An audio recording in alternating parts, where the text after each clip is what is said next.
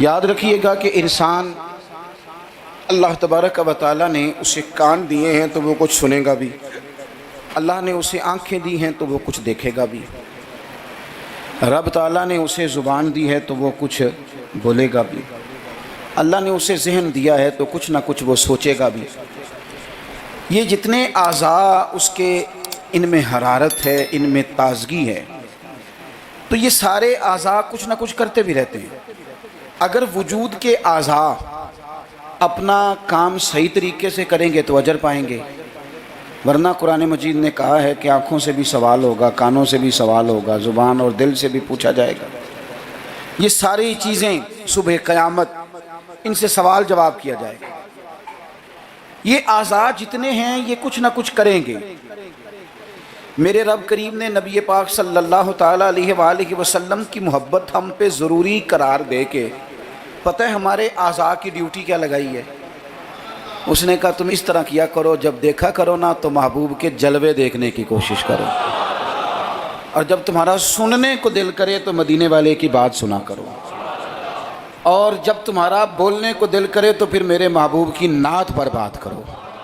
یہ اپنے اعضاء کو اس کام لگاؤ، یہ تمہاری محبت مصطفیٰ کریم علیہ السلام میں یہ چیزیں تمہارے لیے دلیل بن جائیں گی، یہ ایک نمونہ بن جائیں گی کہ حضور سے پیار ہے۔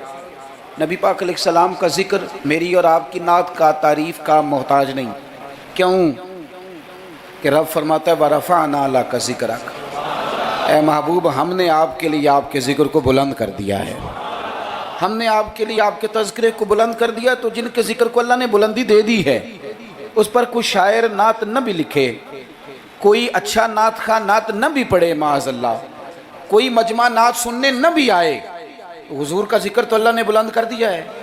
لیکن یاد رکھو کہ جب شعر حضور کی تعریف میں لکھا جاتا ہے تو شعر لکھنے والا اپنا کلام سنوار لیتا ہے، اور جب محفل نعت میں لوگ آ کے بیٹھتے ہیں حضور کے نام پہ بیٹھتے ہیں، وہ کسی سیاسی جلسے کے لیے جمع نہیں ہوتے، وہ اپنے کسی دنیاوی مقصد کے لیے احتجاج کرنے جمع نہیں ہوتے، وہ حضور کی میلاد کے نام پر اکٹھے ہوتے ہیں۔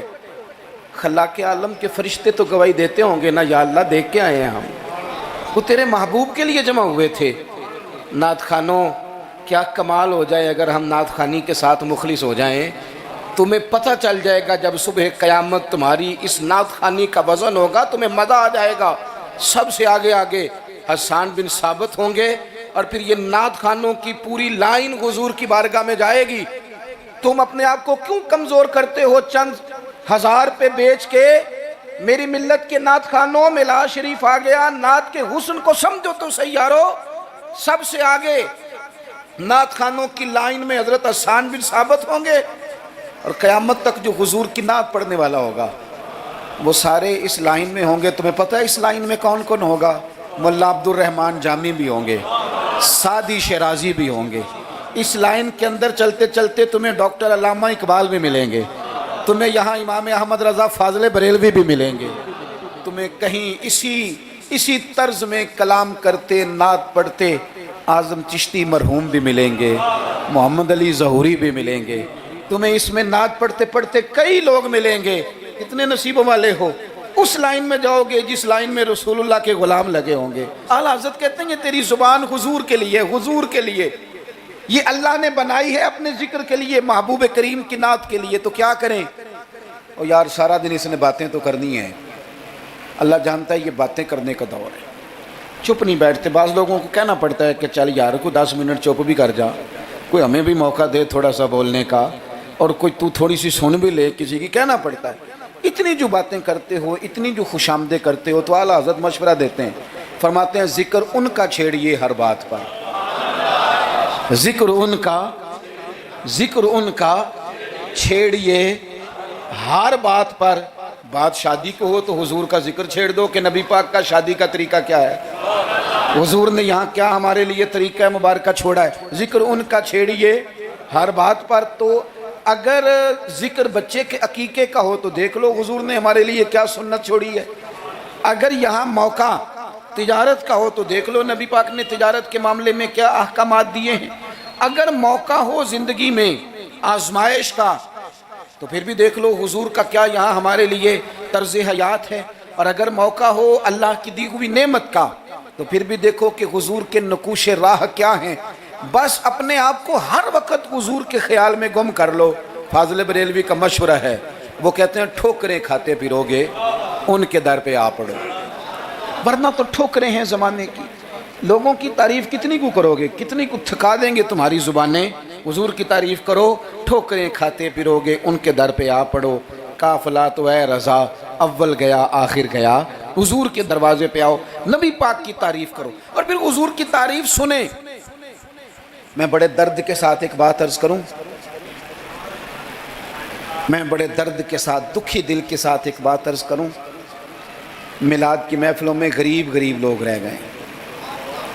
وہ امیرو، تم سیاسی جلسوں میں بڑے شوق سے جاتے ہو، تمہاری پجارو بھی جاتی ہے، اس پر کسی سیاستدان کا فوٹو بھی لگاتے ہو، جھنڈا بھی لگاتے ہو، بڑے خرچے کرتے ہو، جیبوں سے پیسے لگاتے ہو۔ کیا عجیب تمہاری منطق ہے، جس محبوب کے صدقے رب نے تمہیں سارا کچھ دیا ہے، اس محبوب کریم علیہ السلام کی محفل آئے تو وہ غریبوں کے حصے میں آتی ہے، وہ کمزوروں کے حصے میں آتی ہے، اور تم جا کر کے چرچے کرتے ہو ان کے۔ یاد رکھنا، سمجھ لینا، دنیا کا سب سے خوش قسمت شخص وہ ہوتا ہے جسے اللہ اپنے محبوب کی غلامی کے لیے پسند فرما لیتا ہے۔ یار اس طرف تم توجہ ہی نہیں کرتے۔ حضور کا ذکر سنو، ذوق سے نعت سنی جائے۔ نعت نہ پڑھنے سے زیادہ سننے سے تعلق رکھتی ہے۔ نعت خواں اللہ کے فضل سے بڑے ہیں، ہمارے اس شہر میں بڑے بڑے اچھے نعت خواں آپ کو مل جائیں گے، بڑے ہیں لیکن نعت سننے والے۔ چلیں ناراض کسی نے ہونا ہے تو وہ ہو جائے۔ جو بڑی بڑی محفلیں کرانے والے لوگ ہیں ان میں سے بھی اکثر احباب ایسے ہیں جنہیں محفل کرانی آتی ہے، نعت سننی نہیں آتی۔ محفل کرانا اور ہے، نعت سننا، یہ سننا ایک کمال ہے۔ اب میں جو اگلی بات کروں گا وہ شاید آپ کے لیے اور زیادہ خوشی کا باعث بنے۔ نعت پڑھتے صحابہ تھے، سنتے مدینے والے محبوب۔ آپ سننے کا درجہ تو دیکھیں نا، کتنا معاملہ منفرد ہے۔ حضور کے ذکر کو سننا، نبی پاک کی بات کو، یہ منافقوں کا طریقہ تھا کہ حضور کی بات جب ہوتی تھی، نبی پاک جب بات کرتے تھے تو وہ کھیل کود میں لگ جاتے تھے، حضور کی بات نہ سنتے، سننے نہ دیتے تاکہ کسی پہ اثر نہ ہو جائے۔ مومن کیا کرتا ہے؟ اعلیٰ حضرت فاضل بریلوی یہاں بھی سبق پڑھاتے ہیں، وہ کہتے ہیں عرش پہ تازہ چھیڑ چھاڑ، ابھی تازی باتیں چھڑی ہیں نبی پاک کی عرش پہ، ابھی فرشتوں نے نیا کلام چھیڑا ہے حضور کا۔ کہتے ہیں عرش پہ تازہ چھیڑ چھاڑ اور فرش پہ طرفہ دھوم دھام۔ وہاں حضور کا ذکر چھڑا ہوا ہے اور یہاں تو دھوم مچی ہوئی ہے، غلاموں نے مچائی ہے۔ عرش پہ تازہ چھیڑ چھاڑ، فرش پہ طرفہ دھوم دھام، بس کان جدھر بھی لگا یہ تیری ہی داستان ہے۔ میں عرض کروں، ادھر دیکھو میری طرف، میری ملت کے جوانوں، ہماری زندگیاں کمزور ہیں، ہمارے ذمہ بڑے سارے حقوق ہیں۔ بوڑھے ماں باپ کے جھریوں والے چہرے ہمیں بڑا پریشان کرتے ہیں۔ کئی گھروں میں بہنیں ہیں، وہ آتے جاتے ان کے دبٹے کا وقار برقرار رہے، یہ ہمارے دلوں میں خواہشات چمکتی ہیں۔ بیٹی چھوٹی سی بھی آنگن میں دوڑ رہی ہو تو باپ نہ چھوٹی بیٹی دیکھ کے بھی کہتا ہے اللہ نصیبہ اچھا کر دو، اللہ اس پہ رحمت کرنا۔ اسے زمانے کی ہمارے ذمہ ڈیوٹیاں ہیں، ان ڈیوٹیوں کے لیے نا ہم اپنے گھر سے نکلے ہوئے ہیں۔ کوئی مزدوری کرتا ہے، کوئی محنت کرتا ہے، کوئی ادھر جاتا ہے، اس رستے میں نا ہمارا کئی لوگوں سے واسطہ پڑتا ہے۔ کچھ ہم سے اپنے قصیدے پڑھواتے ہیں، کچھ تعریفیں کرواتے ہیں، کئی جھوٹ بلواتے ہیں، کئی کہتے ہیں تو یہ والا کام کر پھر نوکری مل جائے گی، کئی کہتے ہیں تو میرے ساتھ لگ جا، تو کہہ کہ میں بڑا اچھا آدمی ہوں تو شاید میں تجھے کسی یورپ کے ملک کا ویزا دلا دوں۔ یہ جھوٹے ہیں سارے، یہ جھوٹی تعریف کرائیں گے، تیری زبان کو دھوکے کا عادی کر دیں گے، تیرے مزاج کے اندر ایسی چیزیں بھر دیں گے جو تیرے لیے نقصان کا باعث ہوں گے، یہ تجھے پتلی کا تماشا بنا دیں گے، ریموٹ کنٹرول بنا دیں گے۔ یہ دنیا تھکا مارتی ہے، یہ اتنا دیتے نہیں جتنا پریشان کرتے ہیں۔ یاد رکھو یہ ساری چیزیں دھوکہ ہیں۔ دنیا میں ایک دروازہ ایسا ہے جس کی تعریف کرو نا تو دنیا بھی آخری حد تک ملتی ہے اور آخرت میں تو خدا پھر فضل ہی بڑا فرمائے گا۔ اور وہ دروازہ ہے مدینے والے محبوب کا، وہ نبی کریم کا دروازہ ہے۔ حضور کی جو تعریف ہے نا، جو نبی پاک کی چوکھٹ کی تعریف کرنے والے ہیں، حضور کے دروازے کی جو تعریف کرنے والے ہیں نبی پاک کی، ان میں سادے سادے لوگ بھی ہیں۔ مجھے نہیں پتا کہ زیادہ سریلا ناتھ خاں کون ہے، مجھے نہیں پتا آج کل زیادہ ریٹ کس کا ہے، میں نہیں جانتا، لیکن ایک بوڑھی سی اماں مدینہ شریف میں، سادی بالکل اور ان پڑھ بھی جملے پنجابی کے بھی ٹھیک نہیں ادا کرنے آتے۔ میں حضور کی بارگاہ کی حاضری دے کے آ رہا تھا تو بالکل باہر نا مسجد نبوی شریف کے جنگلے سے باہر نکل کے وہ بوڑھی اماں، سادے سے کپڑے، پنجاب کی تھی، کسی گاؤں کی تھی، اور عمر بھی بہت زیادہ تھی۔ اس کے سادے سے جملے، وہ دور بیٹھ کے نا، چونکہ قریب تو خواتین کا آنا درست ہے بھی نہیں اور وہ آنے بھی نہیں دیتے، پیچھے باہر ہم نکلے بازار میں تو وہاں نا شاید کسی کا انتظار کر رہی تھی، بچے نے وقت دیا ہوگا کہ اماں تو یہاں بیٹھ جانا تو میں آ جاؤں گا، تو وہاں بیٹھی تھی۔ چلیں، میں نے بھی بہت سارے نعتیں سنی ہیں الحمدللہ، سنتے رہیں گے جب تک زندہ ہیں، پر اس بوڑھی اماں کے نا دو جملے، دو فکرے، پھٹ گیا میرا کلیجہ، اور کئی دن میں روتا رہا۔ وہ اپنے لب و لہجے میں نا، اپنے انداز میں، سادے کپڑے اس کے اور سادہ پرانا دوپٹہ، اور زمین پہ اسی طرح بیٹھی تھی جس طرح غریب لوگ بیٹھ جاتے ہیں روٹی کھانے کے لیے، مزدور بیٹھ جاتے ہیں۔ پتہ کیا کہہ رہی تھی؟ نعت کیا پڑھ رہی تھی؟ کیا اس کا انداز تھا نعت پڑھنے کا؟ وہ کبھی دیہاتوں میں سادی عورتیں جس طرح بات کرتی تھی، ہماری بوڑھی مائیں اس طرح وہ بات کر رہی تھی، اور اشارے کر کے نا مدینے کے در و دیوار کی طرف اپنا مزہ پورا کر رہی تھی، کہہ رہی تھی ویکھو نہیں ویکھو۔ اس کا لہجہ ہے، ادھار لے کے بات کر رہا ہوں، اس کا لہجہ ہے، اس کی بات ہے، اور شعر میں وزن کیسا ہے اور جملے کی ترتیب کیسی ہے یہ شاعر بتائیں گے۔ مجھے تو لطف آیا تھا تو میں بات آگے نقل کر رہا ہوں۔ وہ کہہ رہی ہے اور وہ مطلب عوام کو متوجہ نہیں کر رہی، وہاں تو ہے ہی کوئی نہیں، اکیلی بیٹھی ہے، اپنا ذوق پورا کر رہی ہے، اور لگتا ہے کہ وہ نا، مجھے یوں لگتا ہے کہ جیسے نا وہ حور و غلمان کو متوجہ کر کے کہہ رہی ہے، اور اس کی آنکھوں میں آنسو ہیں۔ تھوڑی دیر اتنا روتی ہے کہ آواز بھار آتی ہے اس کی، پھر دوبارہ بات شروع کرتی ہے، پھر اپنے پلو سے آنسو پہنچتی، کہتی کیا ہے؟ کہتی ہے ویکھو نی ویکھو کڈے کرم کمائے سوں، میرے جے گندے مندے بھی در تے بلائے سوں۔ اب ویکھو نی ویکھو، ویکھو نی ویکھو کڈے کرم کمائے سوں، اب میرے جے گندے مندے بھی در تے بلائے سوں۔ تھوڑا چاچ جانا چاہیے حضور سے پیار کرنے کا، تھوڑا نا چاچ جانا چاہیے، تھوڑا طریقہ ہونا چاہیے۔ اس کے لیے مہنگی محفل کی ضرورت نہیں، اس کے لیے ذرا ذوق کی ضرورت ہے۔ اس کے لیے میرے پاس نا، میں چھوٹا آدمی ہوں لیکن کم از کم 100 مجھے روز پیغام ملتے ہوں گے کہ پیر صاحب ٹائم چاہیے، پیر صاحب ٹائم۔ اب تو میں کئی دفعہ اتنا مجبور ہو جاتا ہوں کہ سوچتا ہوں یار میں چھوٹا آدمی ہوں، یہ مثلاً کیا کس حد تک انسان جو ہے وہ چلے گا۔ فجر کے بعد میں نے بیان کیا، زور سے پہلے میں نے بیان کیا، زور کے بعد میں نے بیان کیا، ابھی بھی میں بیان کر رہا ہوں، پر میں اپنی حیاتی تو قربان جاواں، میری تے محمد محمد پکیندے گزر گئی۔ ہے بڑا مزیدار کام۔ بڑے لوگ ٹائم لینے آتے ہیں، بڑی بڑی سفارشیں، کہتے ہیں انٹرنیشنل ہماری محفل ہے، انٹرنیشنل محفل ہے، فلانا بھی آیا، فلانا بھی آیا، فلانا بھی آیا، اتنے عمرے کے ٹکٹ، اپنا اپنا ذوق ہے، یہ بھی اچھے لوگ ہیں، کمال بات ہے۔ ایک دور سے جنوبی پنجاب سے بوڑھے بابا جی آئے، ان کو نہیں زیادہ، یہ بڑے سلیقے سے لوگ آتے ہیں، سفارشی روکے بھی لے آتے ہیں، اور بھی بڑی چیزوں کا پتہ ہوتا ہے، کس اینگل سے جائیں گے تو کام بنے گا، سارا سلیقہ آتا ہے۔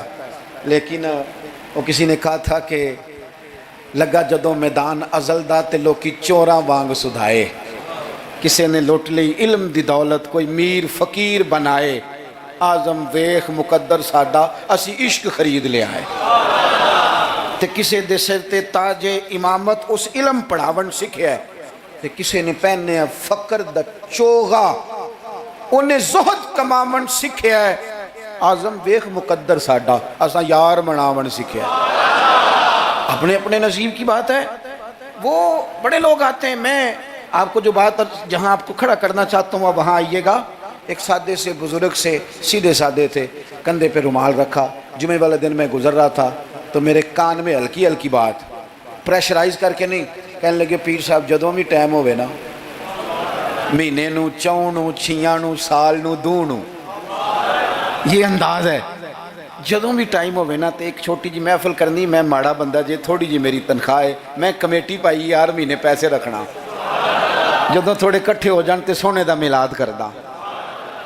بڑی بڑی میں نے تقریریں سنی ہیں, بڑے بڑے بات سنے ہیں, حضور کی محبت پہ کلام سنے ہیں, مزہ آ جاتا ہے. لیکن یہ بھی کلام تھا حضور کی محبت کا. میں نے پلٹ کے نہ سر سے لے کر پیر تک وہ بابا دیکھا, اس کے نقش و نگار دیکھے, اس کے لبوں کی سادگی دیکھی, اس کا لہجہ دیکھ کے میں نے کہا چاچا جی تسی ٹائم چھڈو, دسو جلسہ کدن کرنا ہے. کیوں؟ اس لیے کہ یہاں محبت ضروری ہے, پیار ضروری ہے, یہاں وفا دیکھی جاتی ہے, یہاں دل کا جذبہ دیکھا جاتا ہے. بارگاہ رسالت مآب میں نہ لفظوں کے تراشے, نہ تیری آواز کا ترنم, نہ تیرا جھومنا, نہ تیرا تڑپ آنا, نہ تیرا محفل میں سچا جھوٹا وجد کرنا, ان میں سے کوئی چیز قابل قبول نہیں. وہاں تو دیکھا جاتا ہے تیرے سینے میں میرے محبوب کی محبت کتنی ہے, اور وہ محبت ہونا ضروری ہے, وہ محبت ہونا ضروری ہے, قریب ہونا بھی ضروری نہیں. وہ محبت ہونا ضروری ہے, سامنے ہونا بھی ضروری نہیں. محبت تگڑی ہو, خالص ہو, رسول اللہ صلی اللہ علیہ وسلم کو ٹوٹ کے چاہا جائے. اگر غلام حضور تک نہ بھی نہ پہنچ سکے تو نبی پاک مولا علی اور فاروق اعظم رضی اللہ تعالی عنہما کو جبہ دے کے کہتے ہیں جا کے میرے اویس کرنی کو پہنچا دینا. جو چیز ضروری ہے اس پر توجہ دیں, اپنے سارے وجود کو حضور کی محبت میں ڈھال لیں, نبی کریم سے پیار کریں, اور اپنی روزمرہ کے معاملات میں ہر جگہ. آپ صرف طلاق کا مسئلہ جا کے مولوی صاحب سے پوچھتے ہیں, آپ صرف یہی پوچھتے ہیں کہ جناب وہ فلانی چیز جو ہے وہ, ہم نے ناراض نہیں ہونا, یعنی ہر مرد نے یاد کر لیا ہے کہ 4 شادیاں جائز ہیں. تو میں کہتا ہوں اس کے علاوہ بھی بڑا کچھ جائز ہے, کہ صرف یہی آپ کو ایک مسئلہ آتا ہے کہ شریعت میں 4 شادیاں جائز ہیں, اور بھی بڑا کچھ جائز ہے وہ آپ نہیں کرتے. یہی اپنی مرضی کی چیز یاد رکھنی ہے. کبھی جا کے مولانا سے ہر بات پوچھو, ان سے پوچھو مولانا دکان ڈالنے لگا میرے مدینے والے کا طریقہ کیا ہے, یہ بھی ذکر رسول ہے. آپ اپنے علامہ صاحب سے, خطیب صاحب سے پوچھیں کہ رب نے مجھے بیٹا دیا ہے, نام کس طرح رکھوں, میں اس کے سار کے بال کس طرح اترواؤں, عقیقہ کس طرح کروں, مجھے بتائیں. یہ بھی تو حضور کی سنت ہے, یہ بھی تو ذکر رسول ہے. آپ کو میرے بھائی کل والے دن اگر حضور کی نعت یاد آ رہی ہے تو بیٹے کی مہندی والے دن کیوں حضور کی یاد نہیں آتی. ہر مقام پر نبی پاک کا تذکرہ, اور شوق سے اور ذوق سے اور تڑپ سے اور کیفیت کے ساتھ, خالی نعرے نہیں. کچھ جگہیں ایسی ہوتی ہیں جہاں بندے کی باڈی لینگویج بھی بتاتی ہے, لفظ ساتھ نہ بھی دیں اس کا وجود بتاتا ہے کہ اسے پیار ہو گیا حضور سے, اس کی طبیعت بتاتی ہے. آپ دیکھیے ہمیں کتابوں میں ملتا ہے سیاستہ کی صحیح روایات میں کہ یہودیوں کا ایک بچہ تھا, وہ چھوٹا بچہ تھا, وہ کہ لمبی چوڑی بات کرنے کی پوزیشن میں نہیں تھا, بس آ کے نا حضور کے سامنے کھڑا ہو جاتا.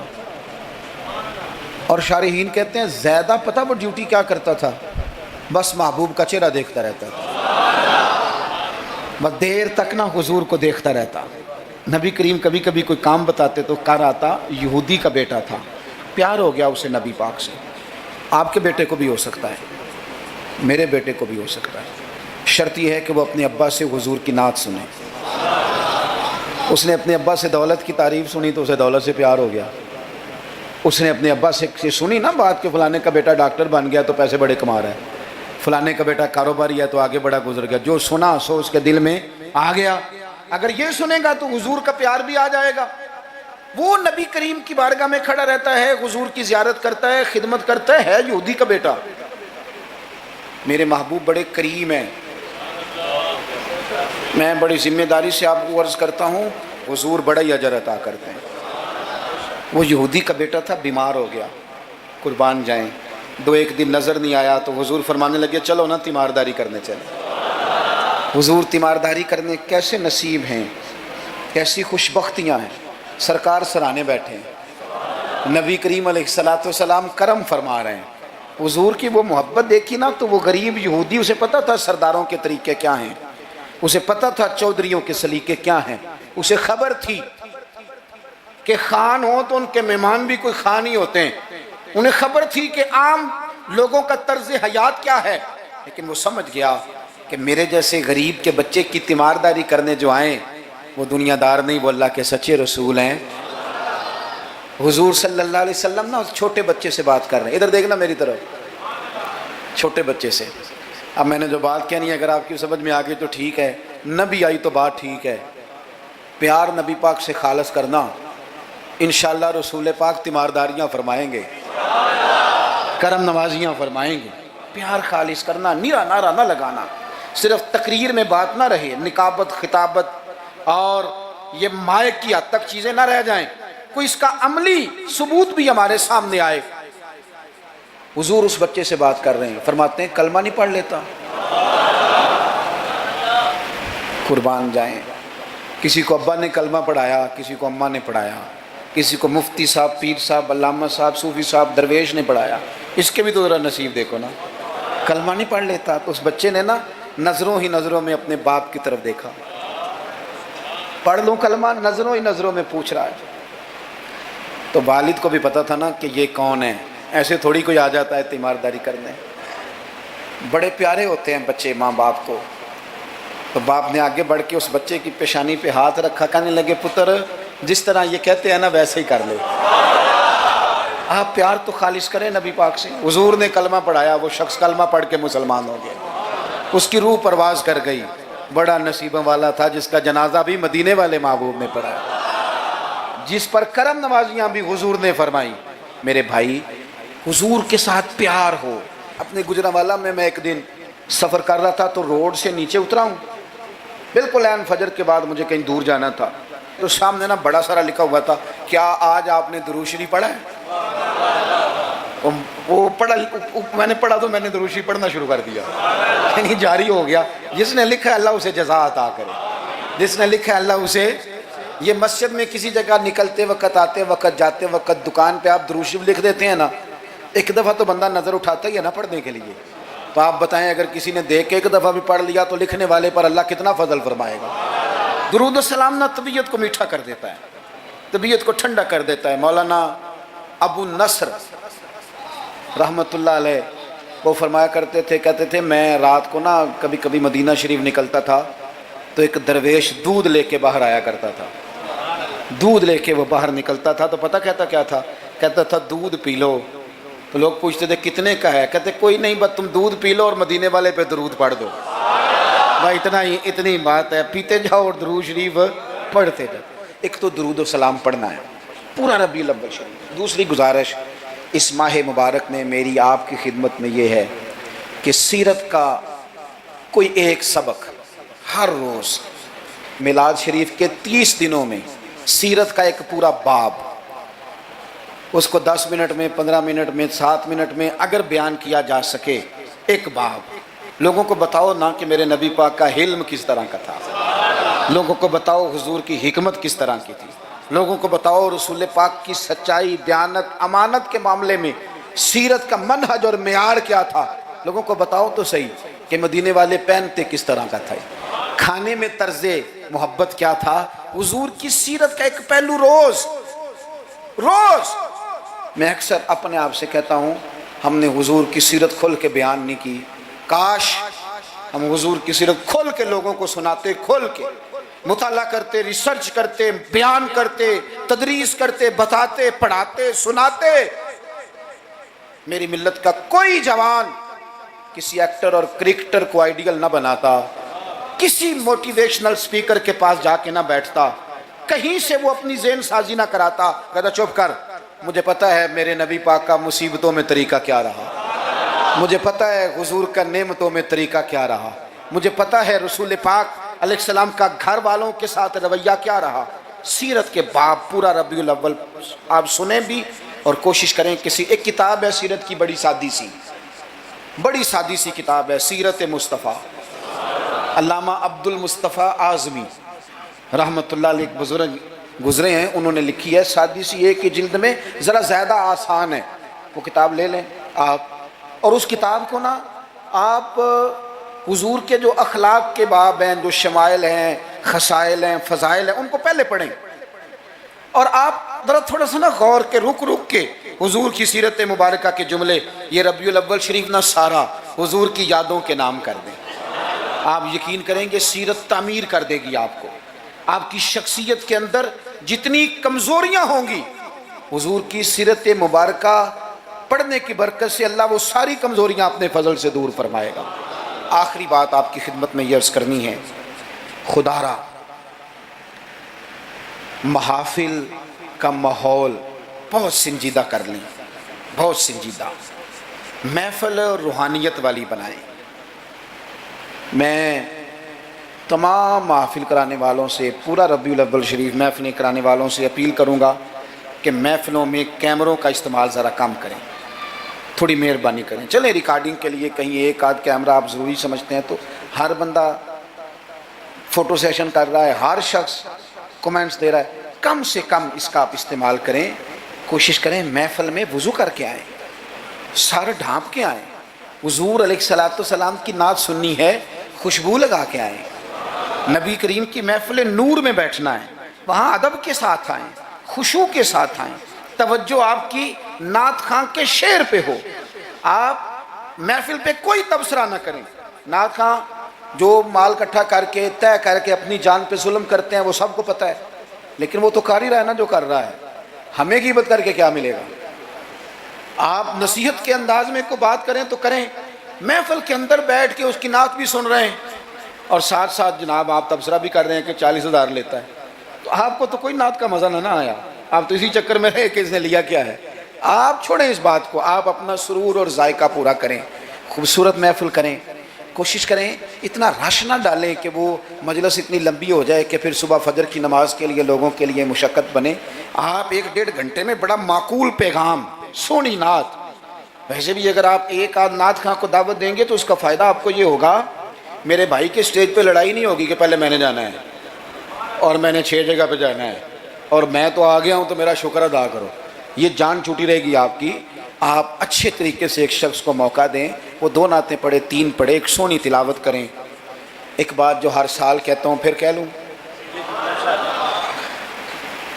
محفل میلاد میں وہ والا کام نہ کریں جو ہم سیاستدانوں کے مسئلے میں کرتے ہیں۔ یہ نہ ہو کہ میلاد کی سٹیجوں پہ بھی پھر تگڑے تگڑے لوگ جمع ہو جائیں، غریب بیچارے میلاد میں بھی پیچھے پیچھے رہ جائیں، وہ ڈھونڈتے ہی رہیں کہ ہمیں عزت کس دن ملنی ہے۔ بس جس کے ہاتھ میں نوٹوں کی دتھی ہو اس کی سیٹ بھی اگلی ہو، سارا سال بے شک مسجد نہ آئے۔ یہ رویہ ٹھیک نہیں، یہ انداز تکلیف دہ ہے غریبوں کے لیے۔ آپ یہ رنگ اختیار ہی نہ کریں اور مہربانی کریں۔ آپ تو کہتے ہیں کہ میلاد شریف کا لنگر برکت والا ہے اور آپ تو کہتے ہیں کہ یہ محفل سارا سال برکت والی ہوگی، تو آپ کے بیٹے کے نام کی جو دعوت ہوتی ہے ولیمے کی، اس میں بھی آپ چھتوں سے ڈبے پھینکتے ہیں چاولوں کے، اس میں بھی آپ یہی سلوک کرتے ہیں جوس والے ڈبوں کے ساتھ کہ چھت سے پھینک دیں، یہ لے لو میلاد کا ہے، میرے بیٹے کے ولیمے کا، اس طرح پھینکتے ہو۔ تو یہ حضور کے میلاد کے ساتھ یہ حال ہے۔ آپ وہاں بھی آپ نے ناراض نہیں ہونا، میں آپ کو چونکہ میں روز جاتا ہوں تو میں حقیقت بتا رہا ہوں، چودھریوں کے لیے، خاص لوگوں کے لیے سونے دسترخوان، اعلیٰ غذائیں چن دی آپ نے، اور جناب وہ جو غریب طبقہ بیچارہ آیا تھا اس کو چھاپروں میں چاول پھینک دیا آپ نے۔ چھ معنی دارت، اگر یہ لنگر میلاد کا ہے چاول والا، یہ اگر غریب کے گلے سے اتر جاتا ہے تو نعت خواں کے گلے سے بھی اتر جائے گا، پیر صاحب کے گلے سے بھی اتر جائے گا۔ کوئی اتنی مصیبت والی بات، ایک جیسا لنگر، یہ کیا بات ہوئی؟ بزرگوں کے نام کا جو لنگر سادہ ہو وہ مرید کھائیں۔ اور جناب وہ اقبال نے کہا تھا کہ مرید بیچارے کو میسر نہیں مٹی کا دیا بھی، اور گھر پیر کا بجلی کے چراغوں سے ہے روشن۔ یہ رنگ، آپ عشرت قدوں میں رہیں اور آنے والا اس کو سڑک پہ بھی سونے کی جگہ نہ ملے۔ یہ حضور کا میلاد ہے، آپ طے کر لیں کہ رسول پاک نے بتایا ہے کہ جس پلیٹ میں روٹی ابو بکر صدیق کھائیں گے اسی میں بلال حبشی بھی کھائیں گے۔ یہ طے کیا ہے میرے رسول پاک نے۔ ملت کے جوانوں طے کرو حضور کے میلاد پر کہ جس پلیٹ میں کھانا فاروق اعظم نے کھایا ہے اسی میں کھانا حضرت عامر بن فہیرہ نے بھی کھایا ہے، اسی میں سلمان فارسی نے بھی کھایا ہے، صہیب رومی نے بھی کھایا ہے۔ ایک ہی صف تھی۔ اگر حضرت ابو ذر غفاری کے منہ سے نکل گیا جناب بلال کے لیے کہ او حبشن کے بیٹے، تو نبی پاک نے کہا کہ ابو ذر تو چودھریوں کا پتر ہے، تیری بڑی شان ہے، بندہ بھی بڑا سچا ہے، بڑی عظمتوں والا ہے، پر جتنی شان تیری ہے بلال کی بھی اتنی ہے، کرنا معذرت۔ تو سیدنا ابو ذر غفاری نے پھر حضرت بلال کے آگے لیٹ کے کہا تھا اب حالات بدل گئے ہیں، اب غریبوں کی غربتیں بازاروں میں رولی نہیں جائیں گی، اب مدینے والے کا دور ہے، یہ وہ دور ہے جس میں عزت ہی عزت ہے۔ فرمایا اب اپنا پیر اٹھا اور میرے سینے پہ رکھ، میں بتاؤں کہ تھے تو آپ حبشن کے بیٹے ہی، پر جب سے مدینے والے کا کلمہ پڑھ گئے ہیں ہم سب کے سردار ہو گئے۔ کم از کم آپ حضور کے میلاد کے نام کی محفل میں اتنا تو کریں کہ امیر غریب کی روٹی ایک جیسی کر دیں، ہو جائے گا؟ ہاں نہ نہیں کرتے، ہو جائے گا؟ یہ کم از کم اتنا تو کریں نا، آپ سادہ کریں چیزوں کو، اور غریبوں کو بٹھا کے نا، یہ بڑا کمال ہوگا۔ روز محفل ہونی ہے، سونا لنگر، صاف ستھرا، اور امیر روز ہی گوشت کھاتے ہیں۔ آپ جب بہترین گوشت ڈال کے کھانا پکائیں تو وہ بیچارہ غریب جو مزدوری کر کے آیا، جس کے بچے ہفتے ہفتے کے بعد بھی گوشت نہیں کھاتے، وہ بھی ذرا اپنے تینوں بیٹے لے کے آئے، پلیٹ میں بیٹھ کے لنگر کھائے، اور اس کے دو بیٹے پوچھے ابا جی آج بڑا مزہ ہے روٹی کا، تو وہ کہے پتر آج میلاد مصطفیٰ ہے میرے نبی پاک، آج محفل ہے حضور کے نام کی۔ مجھے لگتا ہے کہ وہ 3 سال کا بچہ بھی منہ کے اندر بوٹی رکھے ہوئے بھی یاد کر لے گا کہ جب حضور کا میلاد ہوتا ہے نا، پھر غریب امیر کٹھے بیٹھ کے کھانے کھاتے ہیں، یہ وہ یاد کر لے گا اور اسے ہمیشہ یاد رہے گا۔ آپ یقین کریں آج تقریر شکریر نہیں، موضوع نہیں، آج تو میں جذبات کا اظہار کر رہا ہوں، پہلی محفل میلاد میں حاضر ہوں، جذبات کا اظہار کر رہا ہوں، اور آپ کو سبق دے رہا ہوں کہ پورا مہینہ کس طرح کر کے چلنا ہے۔ سونا ذکر کرنا ہے انشاءاللہ پورا مہینہ، اور سونی نعتیں پڑھنی ہیں انشاءاللہ، صبح و شام درود شریف پڑھنا ہے انشاءاللہ تعالی، اور انشاءاللہ تعالی مٹھائی کھانی بھی ہے، کھلانی بھی ہے انشاءاللہ پورا لطف۔ مجھے ایک صاحب کہنے لگے، دلیلیں اپنی جگہ ہوتی ہیں، مجھے کہنے لگے ویسے آپ کے میلاد کے بارے میں جذبات کیا ہیں، آپ کے جذبات کیا ہوتے ہیں ربیع الاول میں؟ میں بات ختم کرنے لگا ہوں۔ میں نے انہیں کہا کہ میں کسان کا بیٹا ہوں، میرے ابا جی نا کھیتوں میں کھاد بکھیرا کرتے تھے، کھاد کھلاری دی سی نا، تو وہ ایک طریقہ تھا ان کا کہ وہ نا لے کے نا پرنا رومال تو گلے کے ساتھ باندھ لیتے تھے، یوں پیچھے یہاں باندھ لیتے تھے، اور آگے سے اس کو پکڑ لیتے تھے، اس میں کھاد ڈال لیتے تھے، تو پھر اس میں سے نکالتے رہتے تھے اور کھیتوں میں۔ میں نے اس سے کہا کہ یہ جو تو کہتا ہے نا کہ تیرا میلاد کے بارے میں جذبہ کیا ہے، تو میں نے کہا میرا میلاد کے بارے میں جذبہ یہ ہے کہ میرا دل کرتا ہے 12 ربیع الاول کو فجر پڑھوں اور وہ رومال گلے میں باندھ لوں، اس کے اندر مٹھائی ڈال لوں، اور گلی گلی نکل جاؤں اور ہر ایک کے منہ میں لڈو ڈال کے کہوں کھا آج میرے نبی کا میلاد۔ میرا جذبہ ہے میلاد کے لیے، یہ میرا جذبہ ہے۔ کیوں؟ اس لیے کہ چمک تجھ سے پاتے ہیں سب پانے، میرا دل بھی چمکا دے چمکانے والے، تو زندہ ہے واللہ تو زندہ ہے واللہ، میرے چشم عالم سے چھپ جانے والے۔ اور پھر اعلیٰ حضرت فرماتے ہیں کہ تیرا کھائیں تیرے غلاموں سے الجھے ہیں منکر عجب کھانے غرانے والے۔ عجیب تماشا ہے، حضور کا کھا کے حضور کے غلاموں سے الجھتے ہیں، اے منکر عجب کھانے غرانے والے۔ اور کمال کر دی، کہنے لگے رہے گا یوں ہی ان کا چرچا، رہے گا یوں ہی ان کا چرچا، رہے گا یوں ہی ان کا چرچا رہے گا، وہ پڑے خاک ہو جائیں جل جانے والے، رہے گا یوں ہی ان کا پڑے خاک ہو جائیں جل جانے والے۔ اور پھر فرماتے ہیں کہ ان کی مہک نے دل کے غنچے کھلا دیے، وہ جس راہ چل دیے ہیں کوچے بسا دیے ہیں، ان کی مہک نے دل کے غنچے کھلا دیے ہیں، جس راہ چل دیے ہیں کوچے بسا دیے ہیں۔ اور کیا خوب کہا، فرمانے لگے فاضل بریلوی رحمت اللہ تعالی علیہ کہ میرے کریم سے گر قطرہ کسی نے مانگا دریا بہا دیے۔ اگر میں اپنے لفظوں میں سمجھانے کے لیے کہوں تو کہوں گا اس کی طرف جس نے مانگا تھا، اس کی طرف دریا بہا دیے ہیں، دربے بہا دیے ہیں۔ بھائی خوب حضور کا ذکر کریں، لیکن سنت کی، شریعت کی، دین کی مکمل پیروی کریں۔ اللہ کے حضور دعا کرتا ہوں جو کہہ سکا ہوں اللہ قبول، جہاں ہم بھول گئے اللہ ہم سے درگزر فرمائے۔